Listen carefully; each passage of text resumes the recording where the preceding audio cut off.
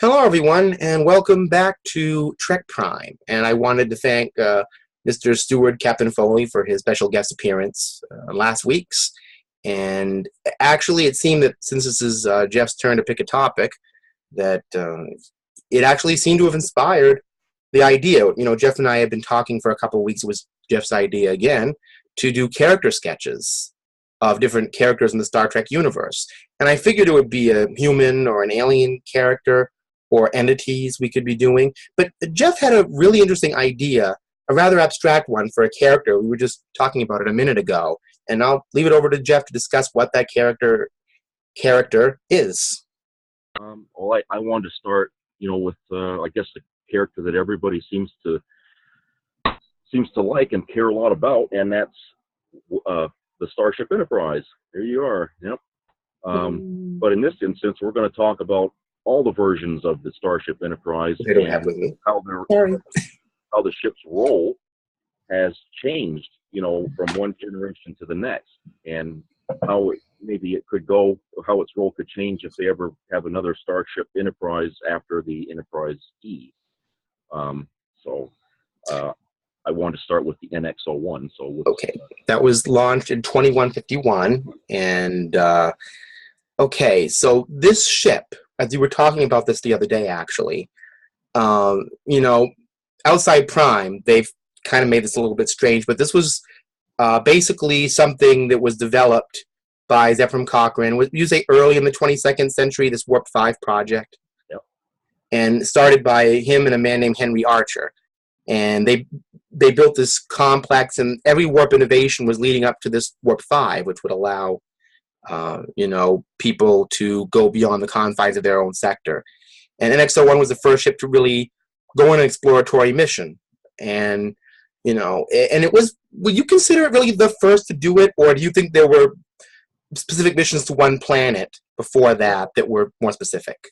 I think that the Enterprise NX-01, its primary purpose was simply exploration, because they didn't see a need to throw a ton of weapons on it and stuff like that. Of course, there was no Federation, and it was really the only ship that was going to venture outside the solar system.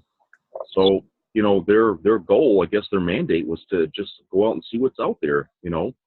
And of course, over the years that it was out there, they come and encounter a lot of worlds, a lot of hostile places and people. Well, now that you mention it, I guess I should have my Pact of a Card moment. Let's see what's out there. Yeah.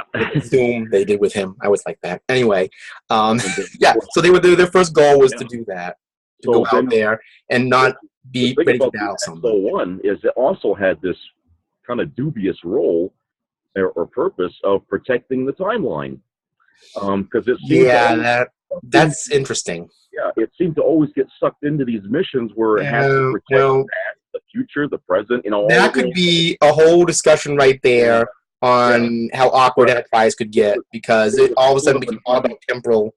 Yeah, it was sort of an undeclared mandate, which it became, but as far as the role of this Enterprise, it seemed like at first its role was just for exploration, then it became to protect the timeline, and then it was going into fighting battles, and eventually, in the future. This is a question. I don't know if we've covered this, and it's just a question I had. Obviously NX-01 wasn't a glimmer in its artist's eye when they were doing, TOS or the movies or Next Generation even. Yeah. So when they had all these ships up, they didn't have that. And I saw something somewhere on YouTube where they actually had this whole thing where Section 31 or whatever, because NX-01, like you said, was involved in protecting the timeline, but they actually had the ship's history kind of confidential. Yeah. And, I found that interesting. So Enterprise was a semi-top secret mission due to its participation with the whole temporal Cold War and that whole business with the sphere builders and everything. Otherwise, it would have been, just another ship in the past that did some exploring, but because it got involved in all these time things and stuff like that, they didn't want people to know too much about it. I wish we'd kind of seen Enterprise discover more planets they kind of talked about in Next Generation, Like maybe they've been the first ship to go to Bajor, the first ship to go to Cardassia, or whatever. I mean, the Ferengi ones were good in that way. I like to see them kind of being the first to encounter all this stuff. Yeah. The Borg, but that's another time thing. Like you said about the Enterprise E. It was a nice way, right? To introduce them in there. That was a place where the Enterprise E might have messed up the timeline. Like, the Borg wouldn't have been there if it hadn't been for their interference. Yeah. So that you could kind of say that was interference in that particular case, but it did explore some things. As far as I know, the Enterprise NX-01 ended up with Starfleet's first pregnant man. I guess that's a big contribution right there. Maybe they had before that, but that was the first, and the first interspecies relationship, I guess. Again with Trip, I guess he ended up with a lot of firsts. Yeah. Because I mean, he was involved with Paul and everything. So he was so eager, you know, in the missions and stuff like that, to want to see what's out there. So I wish they showed more of that because, like I said, I would have loved to have seen him just encountering all these planets we knew. Yeah. And they did encounter a member of a species. I just wanted to put this as an aside. They were on this planet, and they encountered this trader from a planet from that species that Nomad had destroyed. Oh yeah, that's right. Yeah. And was it the Malorians or something? Yep. And I was like, oh, that's the species that Nomad annihilated. Yep. So I know we'll never see them again until another prequel because Nomad killed them all. Yeah. I think. Well, he destroyed their homeworld anyway. Yeah. From what we know about it, yeah. There might have been colonies from that race. I don't know. Maybe there's still some out there. But they encountered some species, and Tellarites, that was cool, Andorians. So they did, the Enterprise's mission was basically building the Federation universe. Yeah. They encountered a lot of the races that became involved. Of course, basically, if you were to think about it, DePaul kind of played a futurist Sacagawea role. I mean, because she kind of knew some of these species. She developed the idea, or Vulcans did, of cataloging planets. Yeah. As Menshar, which took me about a week to discover. Oh, that's what Class M is. Okay. So that was good. They built. So we say Enterprise basically was the building blocks of what Star Trek was. Yeah, but its role kept changing over the. Right. But it should have kept that role of building block rather than doing all these tangents. But it did. Yeah, I mean, it was just like I said, it started off. Its role was just this for science and exploration, which. That's what they wanted, like Captain Archer wanted. But he just, things just kept, they say the more they pull, the more I want to get out, the more they pull me back. It's just, all these things kept coming up to change. Messiness, yeah. And he got frustrated with it. You could tell he was like, when you remember, he said in season 3 a few times, he goes, once we get this problem solved, get back to exploring, Yeah, even Archer was like, oh, come on, I don't want to be going back and forward in time. I just want to get down to exploring the universe as we know it. Yeah. I mean, or the galaxy, whatever. I mean, well, protect the universe. I mean, he just... I wanted to ask you a question. We discussed this yesterday, too, because, Jeff and I were going out and getting some stuff to do some ship building of our own, but we were talking about an idea I had. Enterprises usually don't have these huge spaces between them. And we kind of know that it was somewhere around the 2250s or was it 40s that the TOS era Enterprise was first commissioned. Yeah. But we're getting ahead of ourselves. But I was wondering, do you think there's a possibility that in the early days of Starfleet, maybe even as far back as one of the Warp 7 ships that they were talking about in Land of Enterprise, and maybe during the I don't know, what came first, the Klingon War or was the Axanar part of that? Which came first? I think the Romulan War came first. Okay, so the Axanar thing was a little later, 23rd century? Yeah, the Klingon 4 Years' War, they called it, happened before the TOS missions. Okay. That was before that. I'm wondering, if they had dataless ships class after that and they had other classes, do you think there was another Enterprise after NX-01 but before the famous one we know? Yeah, I mean, it's got to be because, when they remember at the last episode of Enterprise, they were decommissioning the mothball. Right, and they were going to go to Warp 7. And it was only 10 years old. The ship was only 10 years old. And so,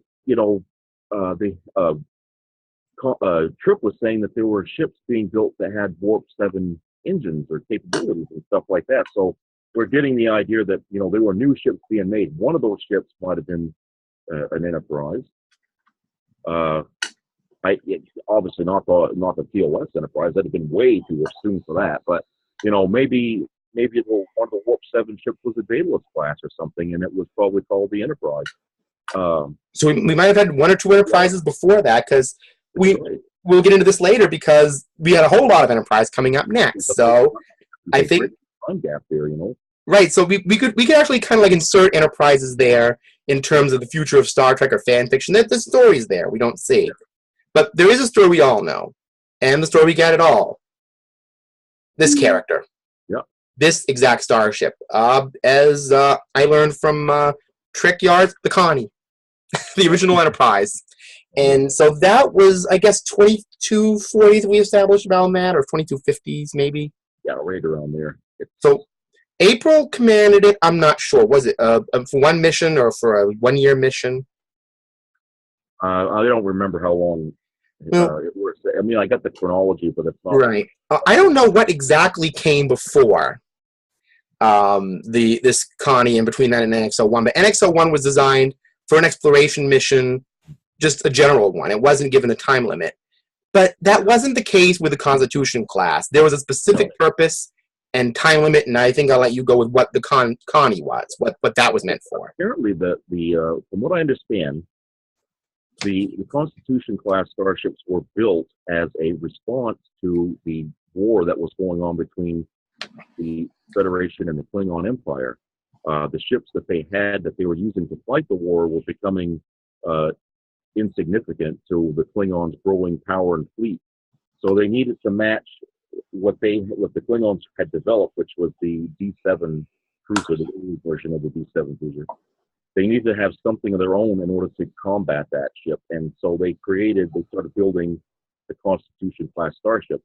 And so essentially the Enterprise wasn't the first, it was the second ship. The Constitution was the first, and then they had, it's 1, 2, 3, 4, so they had all these, they were building these all simultaneously. They were trying to rush to get them out. They were heavily armed, probably more armed than when we see Kirk using the Enterprise, in his 5-year mission. These ships probably had way more weaponry, so the purpose essentially was to fight, to defend, or to put an end to that war. And once that war was done, I guess, because I don't know exactly how it ended, but once that war was done, they started recalling those ships and modifying them for deep space exploration. That meant they probably had to take some stuff out, like some weapons banks. Well, that kind of makes some sense, because in the cage, I'm assuming that would have been a Mark I Connie. Yeah. Because it was a little different. The bridge was a little higher. Yep. The deflector dish was enormous, and they had those grills in the back. It was a little different. And Pike specifically said he was tired of being responsible for 203 lives. Yeah. And what I'm thinking about, do you think the reason why there were 203 people on that Connie was just because they had a mission that killed a lot of people? Or was there so much heavy weapons equipment on those ships at that time that they didn't accommodate as many people? I think a little bit of both, actually. I think, they were that episode started fresh after some Rigel 7 incident where Guillaume was killed, and I think 7 crewmen dead or something. Yeah, I don't remember exactly. It was a bunch of people, but not that many, really. Yeah.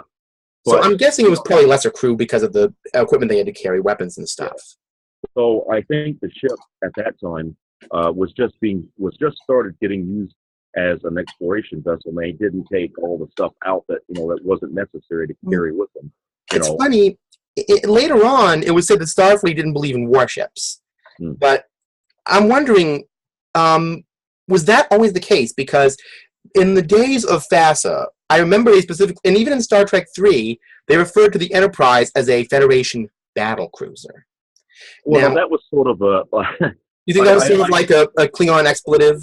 People giggle about that line in that movie, but I think what it is just the way the Klingons view the Federation as the adversary. Every ship that the Federation builds is a battle. Well, yeah, we talk about the Klingons a lot, adding violent phrases to everything they do. They don't fire wine, blood wine.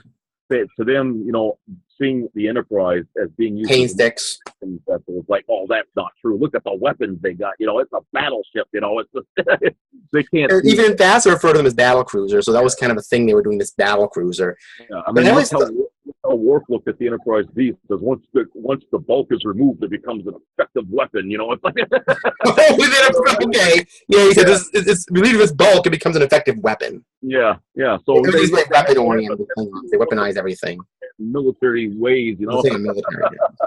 Yeah. So yeah, maybe that is, but so there was a point where it was built for combat a lot. Yeah. So basically, what happened is they reconstituted it for specific 5-year exploration missions. Yeah. It lasted 3 years, but that's another story. Yeah. It was meant to last 5 years. Yeah. And there were little discontinuities in that, but basically they were meant to be 5-year missions of exploration. And whereas Enterprise NX-01 was indeterminate. They'd have to return a certain amount of time to get equipment. And it wasn't designed to go out there for that length of time, you know, for 5 years steady. I mean, maybe a year and a half to come back, you know. So, yeah. So, and they had a refit. Now, the refit Connies, would you say they were basically the similar sort of idea, 5-year missions? The refit, you know, was just another way of Starfleet trying to keep up with the advancement of the Klingon. When they developed the Katangas? Yeah, you see the Katanga class, you know that Starfleet had seen that. And at the time of Star Trek the Motion Picture, there were still TOS Connies flying around out there that hadn't been refitted yet. We just didn't see them in that era. We don't see it, but they are. I mean, the Enterprise was the first ship to be refitted to that design. So there were still ships out there that were still using, you know, the TOS nacelles and the look and everything like that. Right, so it wasn't like instant making everything reliant. That's right. They didn't just magically snap their fingers and all the ships look brand new. No, it didn't happen. Well, I guess that makes sense because, you know, if they wanted to really heavily, they've already remastered and director's cut motion picture. If they were to do it again, I'm sure they could put some TOS era ships in the space docks. Well, you see some TOS shuttlecraft in the remastered edition. If you look when Kirk is on Earth and he's going up the escalator, and you'll see they have a TOS shuttlecraft in the background. Yeah, in the background you see shuttles flying and landing, and there's one of the original series shuttlecraft taking off and flying towards the bridge. So that was a transitional period, you think, where they're trying to go from the TOS-y era. Exactly. Yeah.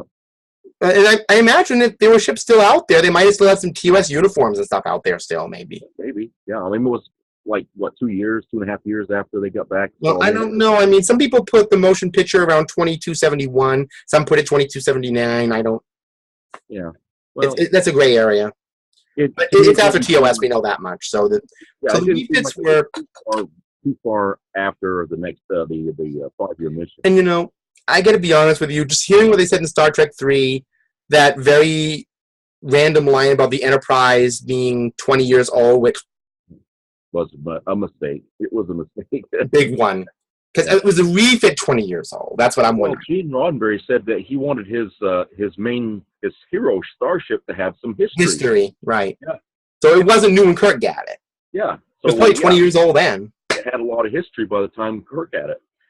So here's the thing I'm wondering about. Okay, by the time the refit came along, do you think that around Star Trek 3 they were kind of getting ready to retire the Connie in general?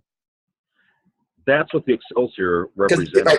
Okay, so now we're getting to the next Enterprise because the Excelsior came along. That's the next generation of Star Trek. The Connies are, I guess, Miranda classes were used forever, and they're a compact Connie anyway.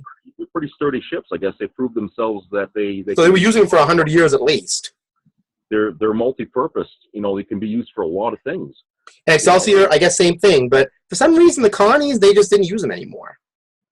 Yeah, I don't know. You see, I guess the thinking is that the Constitution-class starships and the refit Constitution starships are designed for, you know, long-distance exploration missions. But they wanted to push themselves out further because they've gone as far as they could go, pretty much, and they needed ships that could carry more crew, right, have better defenses. Whereas the Miranda class were always designed for shorter-term missions anyway. Yeah, for whatever they just keep those for that purpose. Yeah, exactly. Rather than, because the Reliant was probably designed for that one mission to not regular, but City Alpha 6. Yeah. Or whatever. So it probably wasn't designed to go out and explore. I don't know if Mirandas were exploring a lot. I think they were designed for one mission. Yeah. So yeah, with the Connies, they were out there to explore. Yeah. So I guess the Excelsior with the idea that they had a new engine design obviously was intended to be able to get that ship out further to explore more unknown areas, and to make it so it's faster to them to get there and come back. But obviously that warp system didn't work, and they just went back to their standard warp drive system. Now, I'm guessing each ship had a different engine too. I know budget affected this too, but in the original Star Trek show, when a ship went to warp, it just kind of went fast. Whereas in the movie era, you'd have all this stuff coming out from behind the ship, this long stuff, these lights and the yeah. So, and now every time they do a Star Trek now, you see this burst of something, this little, Oh, you're talking about when it goes to warp? Yeah, I'm guessing in the Trek universe. Yeah. That would probably mean that warp drive changed over the years in terms of how they used it in different ways. Yeah, well, yeah, I guess you could say. I know in reality it's budget. That's the reality of what they were doing. It's budget, but I mean, to me, I know there's some people say, "Oh, it looks 70s," but I like the way the Enterprise in the movies, especially the motion picture, takes off. Yeah, that big light show. I mean, you put that on the big screen, and I'll tell you, it blew me away when I first saw that. Well, I love hyperspace on Star Wars. I mean, all those stars coming at you. They could have just done that, but that's too Lucas. So they probably figured they'd have to give it another effect, because it does look like more than just the stars. I mean, you could see the color streak behind the ship with all the windows. Right. In Star Trek, it looked like they were actually transporting, they were beaming the ship up. Yeah. Like there was all this stuff. And later on, they just sort of evolved it into this thing where it was like a light streak, but they didn't have all that pageantry. Yeah, they kind of, well, maybe because of, like you said, the budget. It probably cost a now, lot of money to make in that. 2, didn't they have a similar warp jump? Well, they recycled what they used in the motion picture for some scenes, and the other scene where they were leaving the explosion of the Reliant, that was, a little scaled down, less money was probably used to make that. Right, and then with 3, they just had that little streak they added in. So, but anyway, I guess the Connie. I would guess that when the Enterprise A, which is another Connie, so the Enterprise A was another Connie. So, FASA called it an Enterprise class starship, but that's not canon, so it's Connie. I mean, yeah. Because it did look so different. I mean, when I was younger, I didn't exactly have a problem with the theory that, because even Decker said it was a totally new Enterprise. And the refit, it was a shape of the Connie, it had some elements of it, but it really was very different in some ways. They really did some people debate now, was it a refit or a remake? Like, they changed so much. But yeah, I mean, it was basically rebuilt. I mean, you could say from that point on, the ship was totally brand new. I mean, right, because it probably had the superstructure right inside. That was about it. The main frame of the ship was probably the same, but I can't imagine they left much else there. That was right. But the main frame of the primary hull, maybe in the middle part, but they took the nacelle pylons off. Oh, yeah. Unless they put new ones on it, because those nacelle pylons were thin, and I don't think those nacelles were even at all the same. No, those nacelles were already built and ready to be installed on the ship when they arrived back at Space Dock after their 5-year mission. All they had to do was take the older nacelles and the pylons and just detach them. Because nacelles look like they're probably pretty easy to put on. The ship is modular. A lot of that stuff was designed to be replaceable, with different technologies. So the saucer section itself had to be refitted, so they actually had to widen it out, which they did. They added an extra wing there, I suppose, around it to make that saucer a little bit bigger, and they put a new impulse engine there. But it was like, when I was younger, I always figured what they did is they took the superstructure of it, like you said, the guts of it, and they just put on a new skin, basically. Yeah, well, it was more than that. And the bridge was different, the corridors were different, so it was like they just installed new skin on everything. Yeah, I mean, if you look at the secondary hull, that's even thicker. It's you put the two front views of them together, you could see that, it comes down lower, the secondary hull, and it's right. So if you look at the Enterprise as a character, the refit Enterprise is almost like the Enterprise after extensive plastic surgery. Yeah. It's like it went to the shop and had all this Star Trek nose job done. It was stuff, That's a nice. Like, maybe it's the Joan Rivers of Star Trek starships. Or Cher, you get all the surgeries. So yeah. But anyway, the thing is that So we talk about Excelsior class. Now, the Enterprise B, that ship.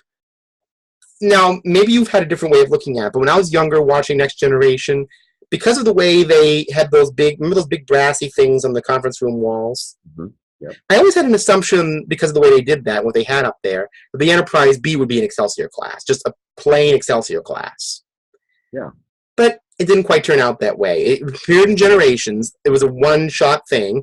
And the one rule to remember with the Enterprise B is nothing's going to work till Tuesday. Yeah. That was the one rule with that starship. Everything was Tuesday with that ship. But it wasn't quite an Excelsior class ship now. I kind of looked at it as a refit, except it wasn't. Yeah. I don't know. With the Enterprise B as an Excelsior class ship, do you think maybe they did just a little bit too much to try and make it look different that didn't need to be there? Okay, well, this is the thing. The Enterprise, to that point in time, was always considered the flagship of Starfleet. Right, the Connie was. Yeah, Laconia was, and the next Enterprise would be the flagship. So, as a flagship, they always get the best of everything. Okay, so the Enterprise B represented the most current technologies that Starfleet had gone to that point. However, like you said, they overdid it on the look of the ship. I mean, they put new impulse engines on it. They tinkered with the nacelle, warped nacelles a little bit.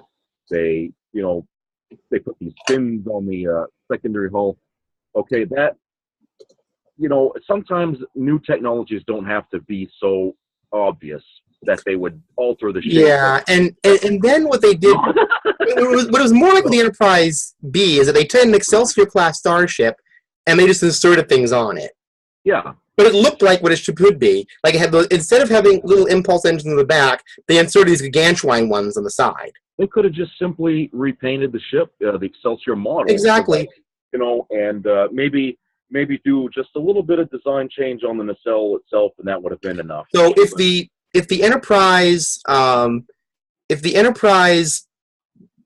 Connie refit was this gigantic facelift and nose job, then the Enterprise B was an eye lift. Yeah. Just like, and plus when you turn it over, and we discussed this earlier, they put this bizarre little step thing on the bottom of the primary hull or the secondary hull. Yeah. It's like a spine. Yeah. And you were talking about how its purpose mainly was for that movie. Yeah, just to have Kirk, have him get cut out of the. And to be honest, it almost made, if we're discussing a character, it made the Enterprise look like it had a torso with curves. Yeah. I guess the word would be love handles. It kind of gave the Enterprise love handles. Yeah. It had a weird mechanic. I mean, somebody had said, well, that's where they put the deflector control room was in there. And I was thinking, well, why on the side in there? Why would that be a logical place to put deflector control? Because I guess Vulcans didn't design that ship, did they? No, it didn't. And it would have been logical. It's just, I mean, it didn't even look cool. I mean, it didn't even have any nice look to it. I knew it would be an Excelsior, but to be honest with you, I was kind of hoping that it would be an Excelsior, like with a paint job, maybe, or maybe some slight differences. Like, for example, they put these little Bussard collector things in the nacelles. I could have kind of lived with that. Yeah. The impulse engines were a stretch, but maybe change the deflector dish or something. But that little thing on the bottom and all this other stuff, I didn't need that. Just a simple retexturing of a hull and all that would have been enough to show that the fans that this is different from all the other Excelsior ships that were made. Right, but not just add all these little things that just didn't need to be. This would be like a Mark II of the Excelsior class. Right. But I think they kind of just, because we see it on the wall, but they should have just kept the same basic shape, but just added a few new things. Yeah, exactly. Just to make it a little different, maybe. Yeah. Now, the next ship we get into is a ship that went through a lot of changes. Now, the TrekYards people cover this aspect of it pretty well. The Enterprise C, the next starship to bear the name, this ship originated from a design for the Enterprise used in the next generation, which we'll get into later, didn't it? Yeah, the Enterprise C came about at a time when there was a lot going on, because there were a lot of combat and wars that happened before we come to the Enterprise D that we don't really hear about. There was problems with the Cardassians. I think they first encountered. The Cardassian War would have been in that Enterprise C time frame. So I mean, there were things going on in between the Enterprise B and the Enterprise D. And I think the C was a needed design ship that, it had to have some new weapons. And I think its purpose, basically, at the time, would have been for defense and trying to keep the Federation safe. Not so much exploration. At least that's not what I get from the Enterprise C. It might have had a few missions where it might have explored something, but I don't think its primary purpose was for exploration. Well, so you think that the big size of it was more troop transport? Well, any starship can carry troops, but I think the design of the Enterprise C was that it was designed to have these new weapons that it had, like the freezer strips. Maybe it's just me. This is something I'm noticing. I just Trek Yards do this, and we sometimes get into this, and a lot of Star Trek fans do. Gene Roddenberry based Star Trek on the naval tradition, obviously. Yeah. And I'm wondering, I noticed when we discuss unspoken parts of Star Trek history as fans, somehow we always bring some militaristic term into it. Like, this was a battleship originally, and then you hear in Star Trek they don't believe in warships. So, I'm wondering, was the Enterprise C originally designed as a pure warship or an exploration ship that was retrofitted for combat situations? When they say that Starfleet doesn't believe in warships, what they're saying is that these ships are not built just for war. We can, after the wars are over, we can bring these. So that the point I guess I came to was right, that it wasn't designed per se for war. Yeah, it can. But they retrofitted it for that purpose. Yeah, it can be refitted for war, but Klingon ships, they're sent out for war. They don't bring them back in for exploration. Okay, you know what I'm saying? They don't do that. They go out for combat. Wherever it is, they will be there to fight. Well, because Klingons, I have this idea that they send their ships out thinking they'll never return. Yeah, essentially. Like kamikaze type things. I don't think Klingons being death worshippers, I don't think the Klingon Empire would send a modified D7 out to catalog spatial anomalies. No. Or nebula, or whatever Federation ships do. They're up there to fight. Yeah, if they encounter things like that, they're greatly... so speed, maneuverability, weapons, those are priority. Yeah. So. Yeah. But the Federation ships... But like the character of a Klingon ship is basically a warrior. Yeah. And with a cloaking device, that makes them a ninja. So... Yeah. I mean, they're basically ninja ships because they can cloak. Now, with Federation... they're more, I guess combat would be more of a peacekeeping role, like we'll defend a situation, but we're not going to go out and start wars per se. Yeah, I mean, that's not their defense. Okay, they're not going to go out and combat. They're pure defense, right? So there's no war starting. Like, so the Enterprise C, when they showed it in The Next Generation in yesterday's Enterprise, it was sort of set up that it was in the middle of a battle when that happened, the Surrender 3 with the Romulans. And if you look at the ship, it did seem a little bit stark and combat ready for a ship that size. Yeah, it did. Because, I would... very utilitarian in look. Because it was closer to the next Enterprise up. But if I understand the history of the Enterprise C correctly, and I may be wrong on this, they were already designing the Galaxy-class ship while the Enterprise C was commissioned. I don't know if it goes that far back. I think... towards the end of the use of the Ambassador class starships, I think they were starting to begin planning. You brought up something about the Ambassador class that I found interesting. You said how do you know how far back that ship went from yesterday's Enterprise? You were saying how far do you think that might look nothing like that originally? Well, okay. Well, let's look at it this way. 20 years between. When they traveled in forward in time in yesterday's Enterprise, it was 20 years, right? I think about 20, 25 years, yeah. Okay. So they lost the Enterprise C 25 years before the Enterprise D was launched. Right. So there's 25 years where there was no Enterprise being used. So that meant that when we see the Enterprise C in yesterday's Enterprise, the ship had to have been around for quite a while after the B was decommissioned. So you got to do your math and see how long that was out there. So it's been out there for quite a while. So I think when the ship was first launched, it didn't look like that initially. The engines were probably, the warp nacelles would probably look differently. The weapon systems probably weren't that way on they didn't have those phaser strips. They're probably just your standard ball turrets that they had along the hull, like they have on the... Yeah, well, that makes sense because when you see the Enterprise C, it still has a very TOS-y secondary hull. No, it wasn't. But like I said, they obviously every ship they build, they always upgrade it. So when they first launched the Enterprise C, I think it had a little bit more of the movie style weaponry and stuff like that on it.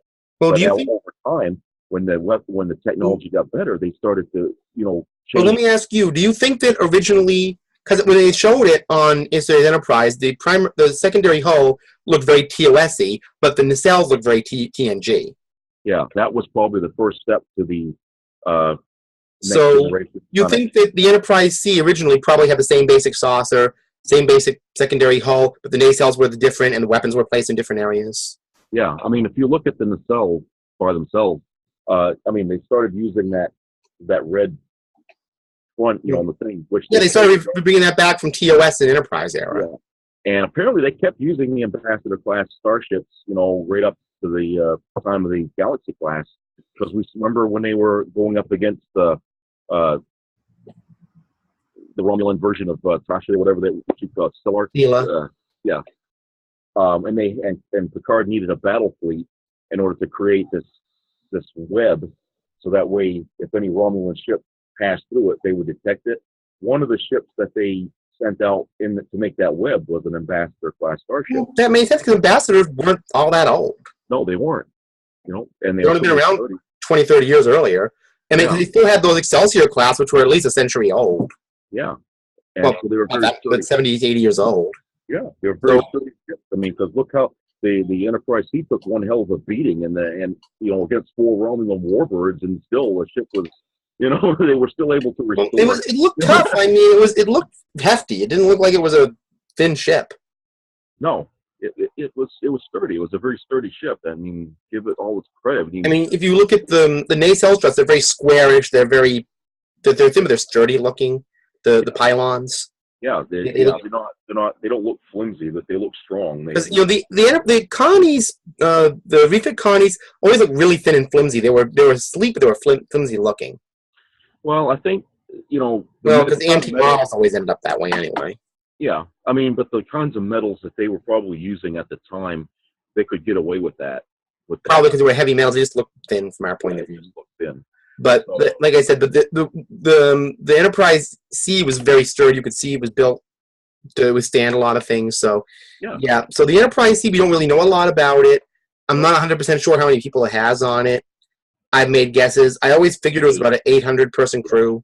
100 people, yeah. Some say 9, but I always figured it was like about.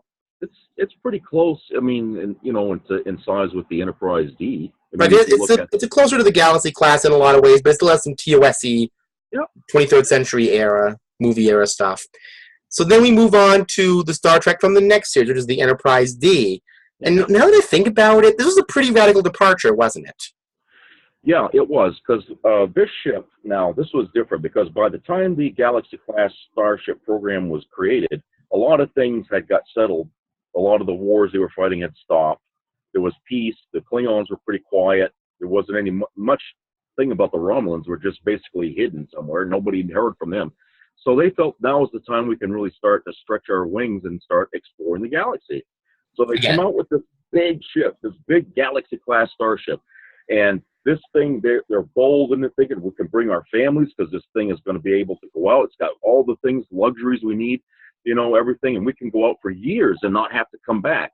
I mean, this sucker's got everything, and it's modular. So anytime we need to have something new put in it, there's a space for it. There's a whole bunch of decks on the Enterprise D that have nothing in it because it's designed to have stuff put in it when they need it. So it's a very interesting ship because it's designed to be upgraded all the time. The problem with the Galaxy-class Starship, though, was that the warp core was too underpowered. And that meant every time they got into combat, it drawed too much energy that the coolant systems couldn't if we're analyzing the Enterprise as a character, it's not so much that there was anything per se wrong with the Enterprise D, but and I look at it. I don't know if you remember seeing these around the time the Next Generation was sort of going off the air. Yeah, there were all of these shows like Scientific America on PBS who were doing these, and they had a book called The Science of Star Trek. Yeah. Now, if you look back at that era of science and technology, this is more current world stuff, but, scientists were being underfunded. A lot of them were getting very cranky and cynical. So you had all these people who would go up there and look at the Enterprise D and say, it is underpowered for a ship its size. It could never, ever, ever, ever work. You heard that a lot. And I used to hate it because it's like, well, they're the future. Come on. But what you were saying reminded me just of that fact that it did have a small warp core for a ship that big. Yeah. So, but like I said, another complaint they had was that the saucer was enormous and the secondary hull was too small. But the thing about that is in space, that doesn't really matter. Right, but like I said, these are to me, those were cynical TV scientists who were underfunded at that time and probably angry. Yeah. Maybe they wanted to develop it. Scientists are not immune to jealousy. I mean, even in the Star Trek world, you see that look what happened with Leah Brahms and Geordi. So, I mean, so you want to develop my engine designs, I mean, but anyway, I'm just saying that with the Enterprise, the purpose for the Enterprise D was at the beginning was just exploration. Right, it was designed straight up exploration, no battle stuff. Yep. I mean, it had some defensive weaponry and stuff like that, but it wasn't sent out for combat. It was sent out to explore. And so when that ship would ever come into a situation of combat, it wasn't prepared for that, and they would have problems with it. So, it obviously, after, we see in Generations that it finally, it all came to a head where the ship just truly couldn't defend itself and they lost it. So after that, they started upgrading all the Galaxy-class starships so that way these ships could be also used in combat as well as exploration. So they had to go back to that philosophy that they had back in the TOS era of having dual roles purposes for which ship. Led to the next ship, which came in, 2370, 71-ish? Yeah, that sounds about right. Or 72-ish, the Enterprise E. Yeah. Now, this is a Sovereign-class starship. I don't know if it was on the drawing board when the Enterprise D was still in its mission. I don't know, but... Well, here's the thing that doesn't make sense about the Enterprise E. Now, the purpose of the Enterprise E was obviously combat, the Sovereign class. There was all kinds of... the look of it was very combat-y. Yeah, even the shuttlecrafts were designed for fighting. So, not that they can't to say that it couldn't be used for exploration. That's an overstatement. It could be if they had to bring the ship back and take stuff out. But like the original Enterprise, the TOS Enterprise, it was built. The Sovereign class was needed for fighting because I think the Dominion War was picking up at that time or something, and there was all kinds of stuff going on. And then the Borg were starting to become an issue again. Yeah, so. Exactly. So they found themselves back in the ring fighting again. So now the ships have to be combat worthy. Now here's where I have the problem with the Enterprise E. The Enterprise E can't be a flagship, or any of those Sovereign ships can be the flagship if the Enterprise D or the Galaxy class was supposed to be the most advanced ship in the fleet. Because remember what I said about that's messy. Remember what I said about the Galaxy class? Those ships were designed to be constantly upgradable, so that way it was always the best fleet of ships out there. The Enterprise E, however, wasn't. It wasn't designed that way. It was designed for combat, and yet they issued an Enterprise E and they made it the flagship. And so, to me, that seemed like, well, come on, it can't be the flagship if you still got the better ships, which are the Galaxy class ships, still flying around. One of them has to be the flagship because they're better. In a way, wouldn't it have been interesting if they'd made the Enterprise E one of those kind of dreadnoughty Galaxy class starters with a weapons thing on it or something? Or something closer to that. Yeah, I guess if they took a Galaxy class and they kind of beefed it up just a little bit, not too much. Well, yeah, not with a third nacelle necessarily, but like remember in Deep Space Nine, they had ships like I think it wasn't the Odyssey, it was the Venture, where it had like the little phaser ships on top of the warp nacelles.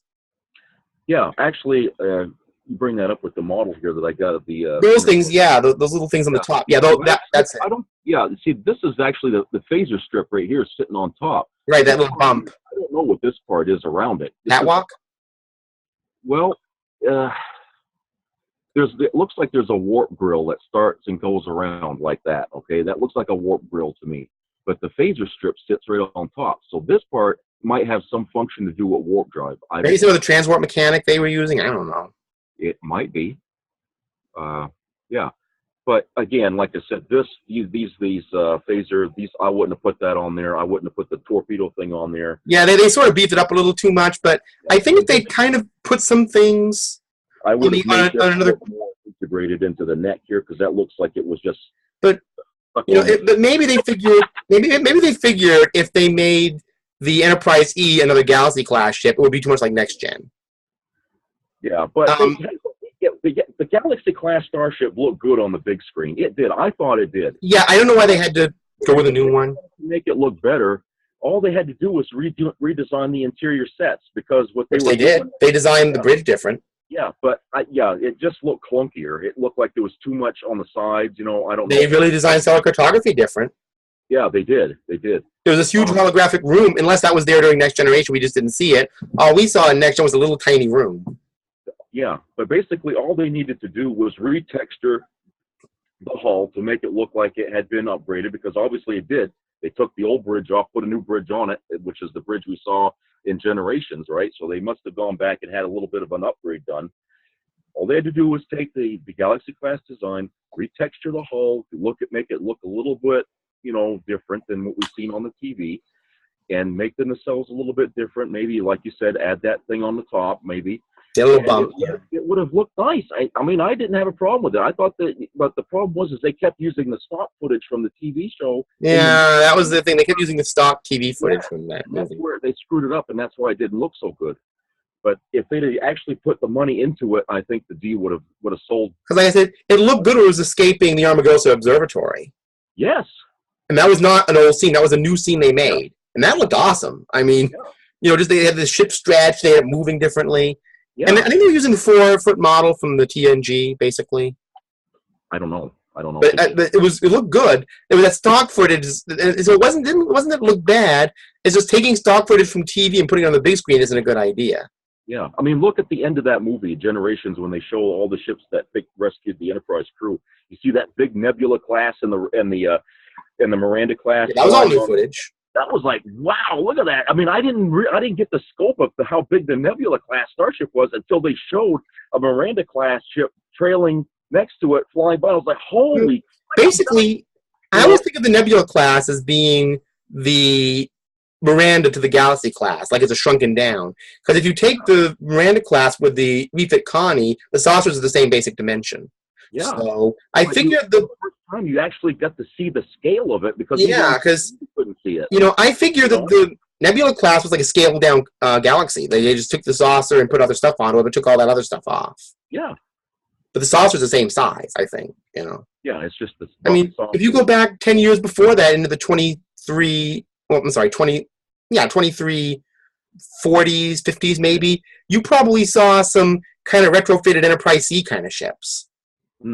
Yeah, probably stuff like that too. Yeah. But they always in Starfleet. I know they tend to do their own little kit bashing, but that's also another thing. They like to try out different things. Right. Looks better. Except for that thing they did. I think it was a Jaeger class where they had a Voyager hull and a Maquis ship. Well, I can't explain that. I mean, that's not Enterprise related. I'm not going to go into that. Yeah, I know they were trying to do crazy stuff, but they were trying to make something different. That was the total kit bash. But anyway, it's from his characters as starships. Is the Enterprise J in the timeline enough where it can be considered having any character, or could that be just wiped out of the timeline by now totally? Well, it's so far in the future that it could be or it can't be. You know what I'm But saying? not in that form. So Enterprise J, is that discussable, or is that kind of an offhanded thing?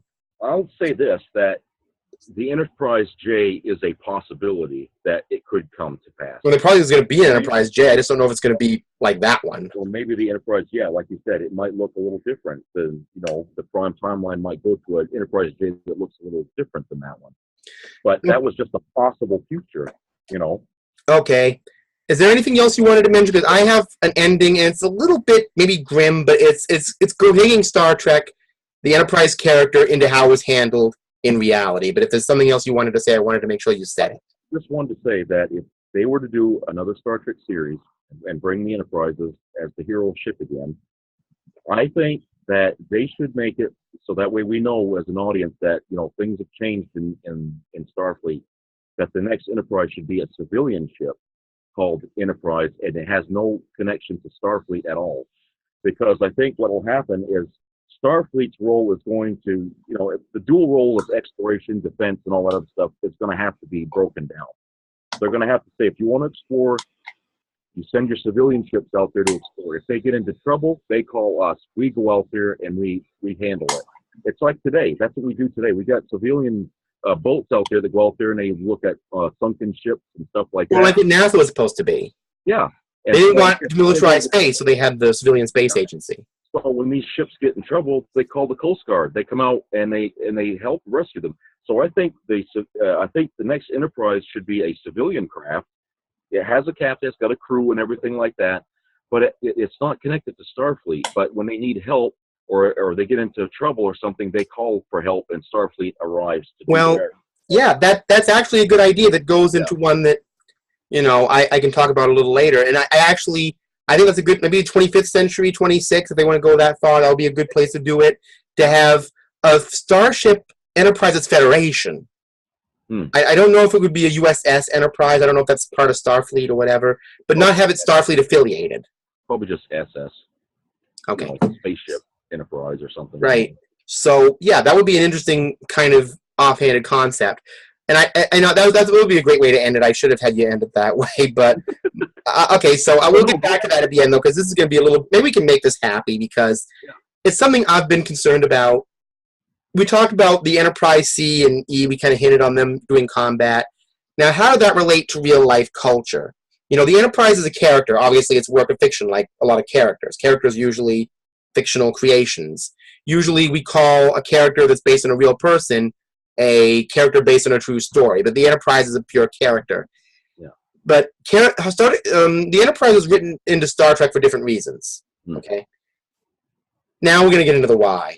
This could be a rough subject because, you can see the original Enterprise, our good friend Leo Connie here, extending on the character thing, as being this ultimate flower of the 60s. You've got this ship that is designed with these big scanners and these sensors and these science labs, and weapons are kind of peripheral.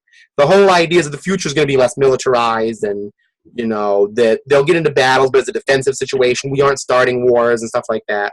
Yeah. So you get to the refit, I guess the 70s. It's kind of still the same thing lingering around.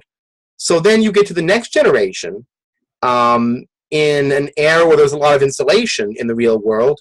But they build the Enterprise D as more of a reaction to that. Then you come into the 90s where all of a sudden you get a lot of bad things that have happened with younger people. Some of the writers coming into Star Trek have had a lot of difficult experiences. They didn't always have the same kind of training and the same kind of background and stability that the earlier writers did. Yeah. So they didn't think the future of Star Trek may have been that hopeful.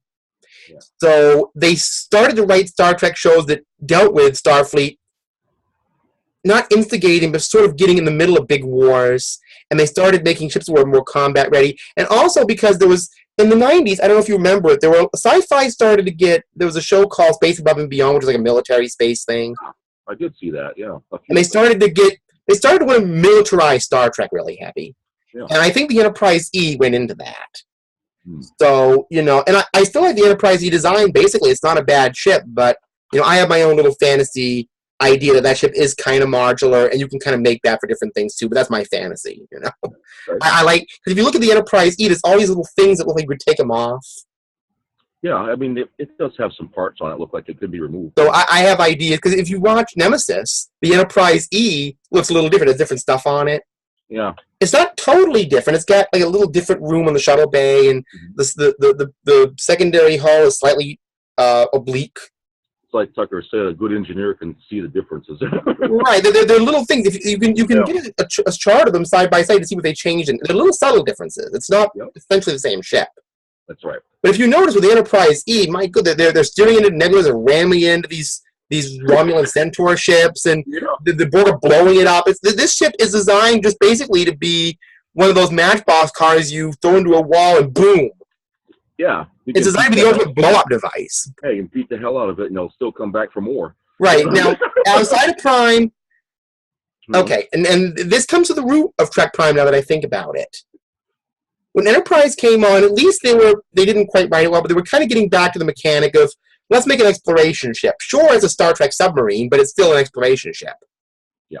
It's still metallic. It does a submarine look, but you can tell it's for exploration. You don't see these, I mean, could you imagine if it was like Deep Space Nine, these giant guns came out of the Yeah. Like we gotta fight this indie, no. Like these giant weapons coming out of the ship, no. Yeah. I mean, they could have just went hog wild, because remember Deep Space Nine suddenly had these phasers that came all out and went everywhere. Like a transformer, it just opened up. Like a transformer ship, yeah, they could have Michael Bay'd it. They could have had the nacelles have these giant guns come out of it or something, just make it crazy. I mean, that could have been a crazy thing, but they like, like and these things. The Enterprise E could have been. We made it humorous. The Enterprise E could have. Someone could have been crazy. Yeah, they could have went right out of their mind. Because if you look at it, it's so metallic. It looks like it could be a transformer almost. Yeah. Because when they go out in space, they're taking these things off. So they could have just been done a Romulan war. They would have these giant guns come out, like Optimus Prime or something like that, or like a Decepticon.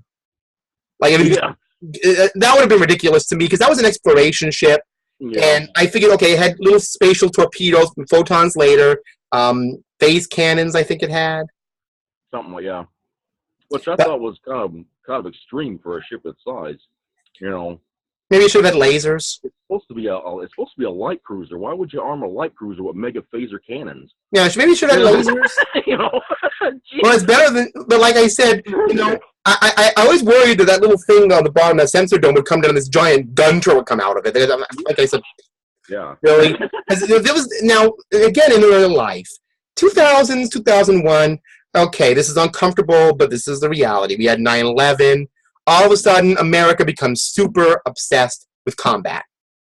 Paranoid. That's just a reality. I mean, if you want to comment in here about it, that's cool. This is a fact. Everything became very combat related. If I went to the store in those days, there was a lot of war toys at that time. Yeah. So the Star Trek kind of went away for a while. There was trying to think of the word for it. The word they used in Doctor Who. Wilderness years, 2005 2009. So then it came back, but now we've got this thing called the Prime Universe to deal with, and here we are. It's like Coke. I look at Star Trek now. If the Enterprise is a character, it's kind of part of a Coke logo, because one time you just had Coke. Your Coca-Cola, it was the real thing. Then all of a sudden you turn around, you got Cherry Coke, you got Vanilla Coke, you got Tartar Control Coke, you got New Coke, you got all this Coke. So, I mean, I just made it up, Tartar Control, but they got all these Cokes. So they've introduced the classic thing, but I hear people say, that doesn't taste like Coke anymore. Well, you've been drinking all this other stuff for years. You changed the recipe. Right, exactly. The Coke people getting all upset about a soda, but, but like I said, so now it's like that mechanic of the 90s and early 2000s, everything being combat ready, is what Star Trek is. There's a story, I don't know if I told it here. My mother and I encountered during Next Generation, when Next Generation was big. And, you got to admit, the Next Generation as a series, Enterprise included, I mean, it may seem ridiculous, some people, but the friggin' Enterprise D created an emergent life form. So this ship wasn't shooting phasers at the crew members. No. When it malfunctioned, it wasn't shooting phasers and lasers at everybody and trying to kill them. It was creating emergent life forms that wanted to go to places like New Vertiform City, whatever that was. Yeah. So it was creating life forms. There were all these meta things happening with it. And all of a sudden, you get to First Contact and Insurrection, and the Enterprise E is designed to be rammed. Yeah. They're just blowing it up. And then nowadays, what are they doing? Blowing ships up. So, but that's not Prime anymore. Now we got this Prime Universe thing. So, I don't know. With the Enterprise, I think you're right. Actually, this leads right into what you were saying. If we are living at the end of, in our world, just the way I see the climate now, I'm saying we're witnessing the end of the 9/11 era. We're seeing the consequence of it, everything being very militarized, very hoarding oriented. Yeah. And Star Trek didn't exist in a lot of those years. And when it did, it was this other thing. Yeah. So I think if we do another Star Trek in the future, I think a good way to give people hope, because remember, when this thing was going on, there was a war in Vietnam. Yeah. So this was a way to say, hey, we're not going to all be blown up. Yeah. Well, we were, technically, I guess, and World War III was correct, but I guess something worked out, so we have these starships. But, nowadays, it's I think the best way to give people hope is to make a very, like you said, a very much less militarized Enterprise, where it's a civilian ship where they've always kind of got Starfleet's back somehow. Yeah. Rather than them having to do all the combat. Yeah, when there's a problem, Starfleet, they call Starfleet, like we call the Coast Guard or something like that. I'm wondering with the writers of Star Trek now with the Enterprise can do so many things. It's got so many capabilities. Why is it just being rammed and blowing things up? I mean, you can build anything to blow up. It's audience appeal. They think, right. Remember I was telling you yesterday, they think the audiences are stupid.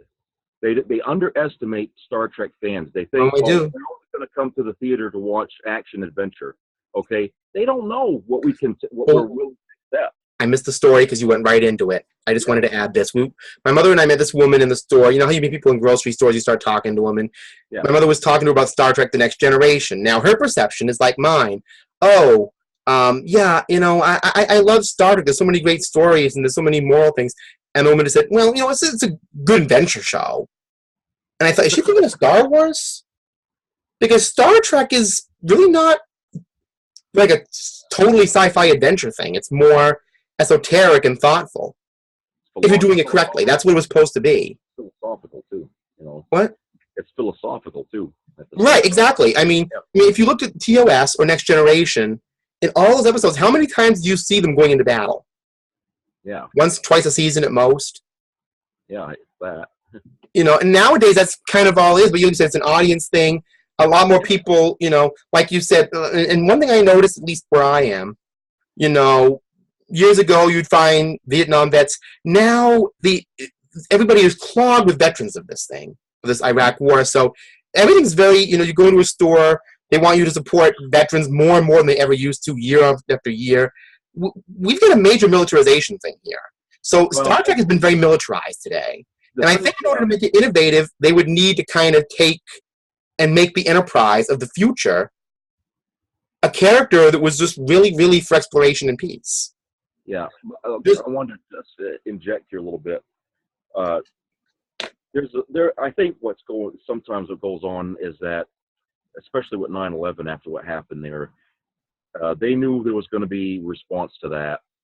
And I noticed all the TV shows and new TV shows that were coming out were very militaristic, like you said. Exactly. They were really gunning that up. That was done as a recruitment tool to get people interested in joining your local service. Join the Air Force, join the Army. And when you watch TV in the 1990s, you would have a sci-fi show, but you'd have a be-all-you-could-be ad. Yeah, it was they'd be running that in. Right, they have the ad. Yeah. And then when 9/11 came along, they make a show the ad. Yeah. It would be, everything would be recruiting you to go in and do all this. So, like I said, I think even though that era is kind of not there anymore, but like I said, things have reverted into this kind of darker place, and we talk about this a lot here. People recommend Netflix originals to me all the time, and I go on Netflix, and you used another word the other day that I actually liked and looked up. Everything's a little draconian now, in the sense that it's not only dark, but it's extreme. Yeah. Everything is very extreme and intense. And Star Trek is sort of the antithesis to extreme. If you see the way even the original Connie is built, it's not an extreme thing. Yeah, it doesn't look like it's made for battle or anything like that. Even though they try to make it now, if they were to make Star Trek totally from scratch now, not trying to reboot it, but totally from scratch, they'd probably have something like, remember on Voyager where they had that planet where they were, where the Doctor was revived after 700 years? Oh, yeah. Remember how they made the Voyager with like 100,000 phasers and way overdid it? Glued and tacked on the hull of that. They probably made the Enterprise like 1,000 phaser arrays. I know. They really overdo it because now everything is very, there's actually, and it's just funny, the name of it. You ever heard of the Game Boy Advance? It was a Nintendo thing. But I didn't have it. But Well, anyway, so they had a game out, and now this was around the time we're talking about. Now, this is not a bootleg. This is a legitimate game. And the name of the game was Super Army War. Super Army War. That's a lot. That's bizarre. So I was like, that's how bad it got. It was Super Army War. There's another level in the Army for war. Right. They just, too much stuff. It's like, this is just, I get Army, I get War. Why Super Army War? That's all these double negatives.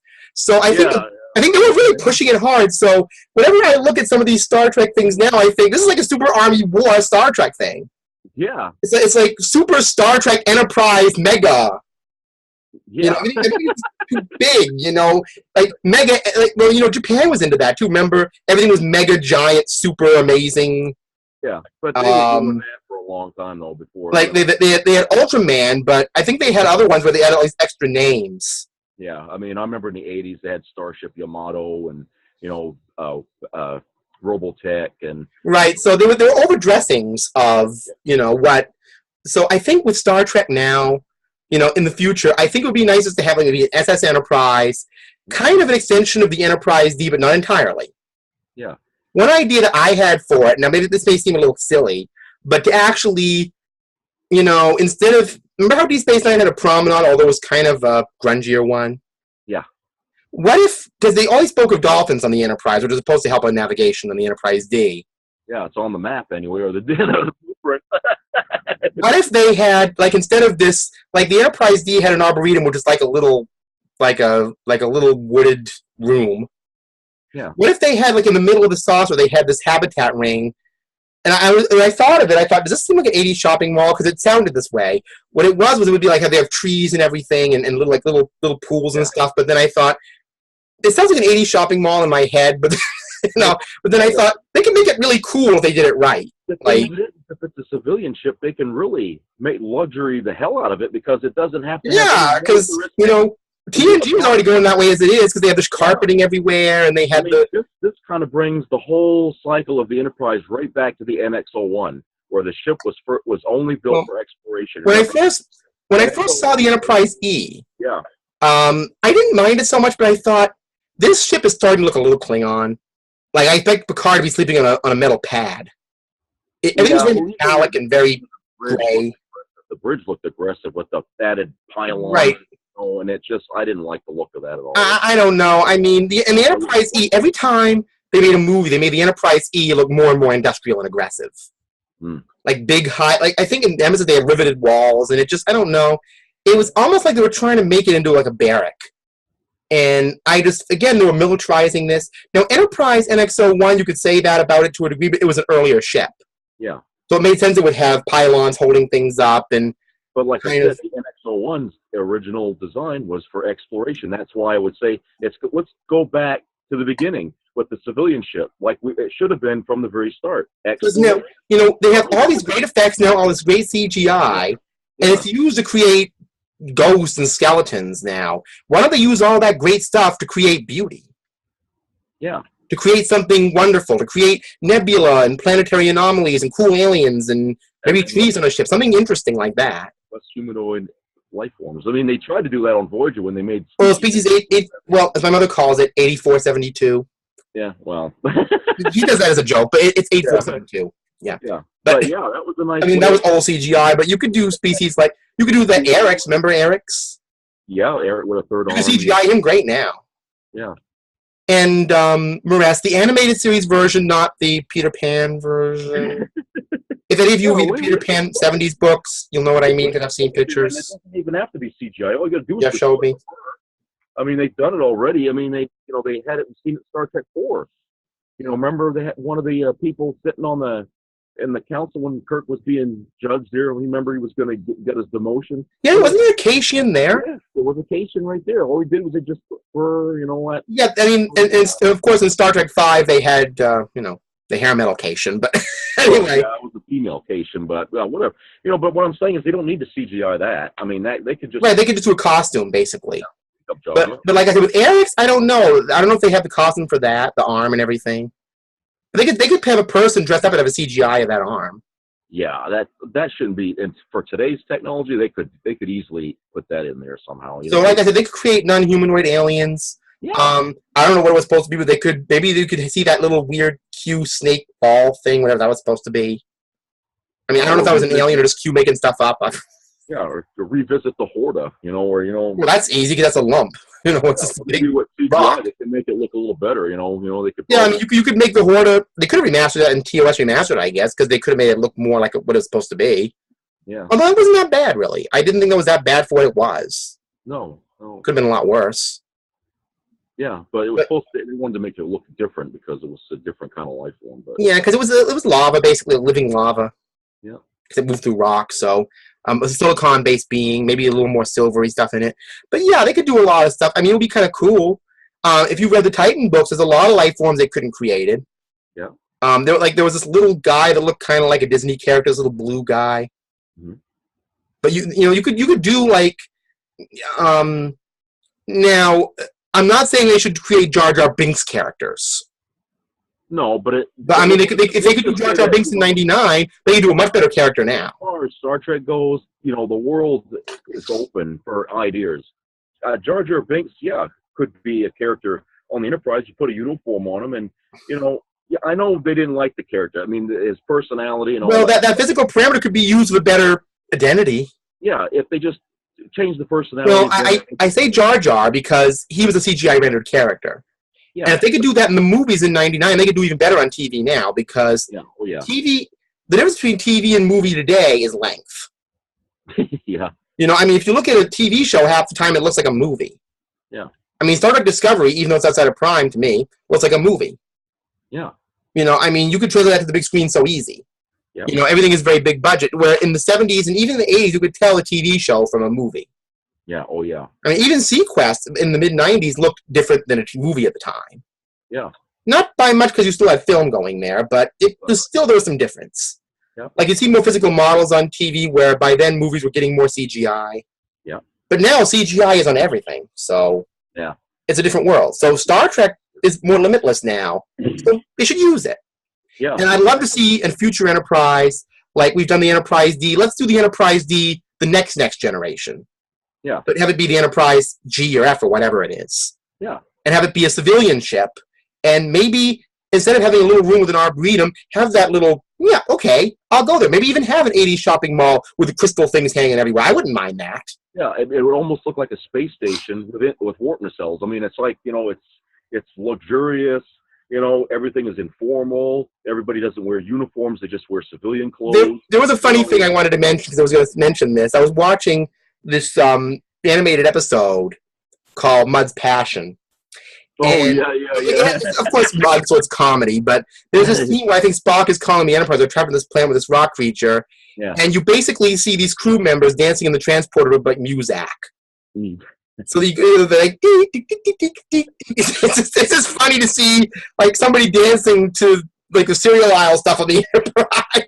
I was like, when they do their ship, I don't want piped in Muzak into the ship. I just want it's an '80s shopping mall. I don't want piped in Muzak. I just mean the environment. Like I just have this idea to be like a water fountain or something. Remember what they were gonna do with TNG and have like the little lounges on the bridge? Hey, you know what now that you talk about the animated series, I like that ship they had. It was a shuttlecraft that went underwater. Oh, and the one where they became water breathers? Yeah. That was a cool shuttle. It had kind of it was kind of a little more triangular. It had kind of a triangular design. It had wingy kind of things to it, like a starship, like a Jacques Cousteau sort of shuttle. Yeah, I like that. Well, Enterprise, the animated series introduced a lot of really cool ship designs. Yeah. Aside from things that were just weird, like the Enterprise balloon or the Bonaventure. Oh, yeah. Okay, just to give you an idea, I do not think any Enterprise ever looked like that Bonaventure anytime. That was just, as they said over in TrekYards, that was like they used to press a Connie. More something like this here. I mean, that's the Bonaventure. That is just what the Bonaventure was, like a little condensed Connie. Like, Is that a Lego ship that you get? No, this is one of those art asylums where the top opens up here in the captain. Well, let's get it. But man, it doesn't look like the Bonaventure. This Captain Pike. That's Pike? Yeah, it's the cage cage version. It looks like Spock. No, let me get closer here. I guess it does, but the eyes look more like Spock for some reason. You see the stickers I put on it there? It's got you put those stickers on there? Yeah, you have to put them on yourself. It's got the old view screen. Oh yeah, it's got the cage view screen, right? Yeah. It's got the silver turbolift door, right? Yeah. Is a printer on the sticker? Let me see if I can zoom here. I don't see it, but I just think of that printer with that ship. So that's supposed to be Cage era. that's the Cage look, because this has got the things on the ends of the nacelles or the tips. Yeah, but it really is at the end of the day. That is like a Bonaventure, doesn't it? Yeah, it does look like a Bonaventure. What they do is they just made everything condensed and weird. Yeah, the shape is off. Okay, so, well, we've actually discussed the Enterprise as a character. We managed to have a little fun, too. So is there anything else you want to add? No, I think that's pretty much all I wanted to say was, the character of the Enterprise, it's changed. On the show, its purpose has always been changing all the time as it grows up, and I think it should go back. Got more growing to do. Let's keep it going. I'd like to see it go back to the beginning, where it was designed just for exploration, Right, like coming around again, as they say. Yeah, it goes back to the roots. Right, like I said, but anyway, that's a whole other conversation. But we've done our first character sketch, and next week, I'll be back with one of my ideas that I actually have floating around in my head right now. But that's one thing good about these videos. We start with one idea, and then somebody has another. Yeah. I think the word is synergy. So I think that's going for us. So anyway, you know what? Hope you enjoyed our video. And what we're going to do is, I'm going to do this from now on because we've had Captain Foley on. We're going to be doing more TrekYards collaborations. I'm going to insert a little video to the TrekYards video. We are working cooperatively. Watch their videos and keep watching, because this is related. We're talking about starships only on our length. They're talking about starships. We're talking about starships as characters. Because the Enterprise is the spaceship Earth, as Gene called it. Yeah. And so, with a spaceship Earth, you need a spaceship. And that's a spaceship. And it's got the human family in it. Yeah. But, you can't have them wandering around in spacesuits. I mean, I think in a Voyage episode, Janeway said, if we just wanted a pure explorer, we could have sent out probes. Yeah. They wanted starships for that reason. So, the Enterprise is a character, and it created its own life form, so it does have ascension component eventually. Yeah. So we could go a lot further with that, too. We could have certain AI capabilities on future starships. They had Andromeda, so we could integrate different things. So, yeah, the Enterprise's future could be even more of a spaceship Earth than we think. Yeah. So, anyway, I'll see you next time, and live long and prosper.